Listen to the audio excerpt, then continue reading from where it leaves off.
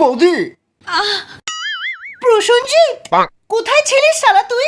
আরে থাক থাক, পিছনে তোর দাদা এসে গেছে। দাদা আর আধ ঘন্টা পরে আসলে কি হতো? যাকে বাদ দাও, আমি সব নেশা ছেড়ে দিয়েছি। মেডিকেল রিপোর্টে প্রমাণ হয়ে গেছে যে আমি আর নেশা করিনি। এবার আমাকে আর কেলাবে না তো দাদা? এই নে মার আমাকে।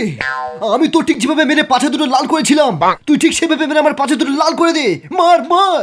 কি করছো কি? তোমার কি বিচি মাথায় উঠে গেল? গেল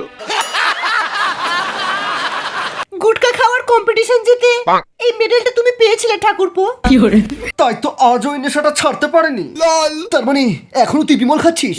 পৃথিবীর সব নেশা ছেড়ে দিলেও এই নেশা আমি ছাড়তে পারবো না। একজন তো মায়ের ভুগে গেছে, তুইও মায়ের ভুগে যাবি।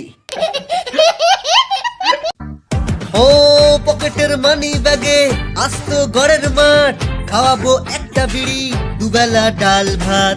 চাই না আমার বিড়ি, শুধু চাই তোকে আজ, হোক না বিরিয়ানি তবু খাবো ডাল ভাত।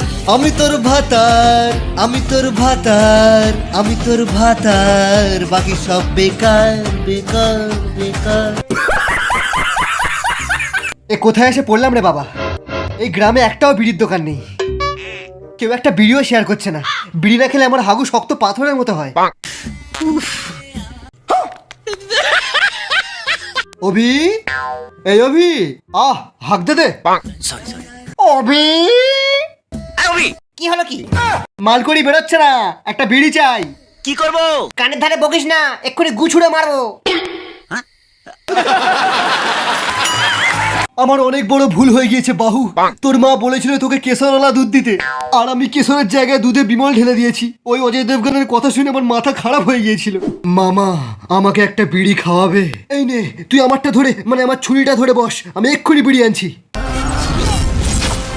জয় কমলা রবিন বিড়ি।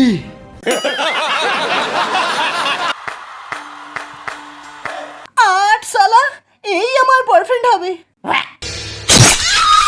विमल बोलो जुबा केसरी। আমি তোর হিরো, আমি তোর হিরো, আমি তোর হিরো।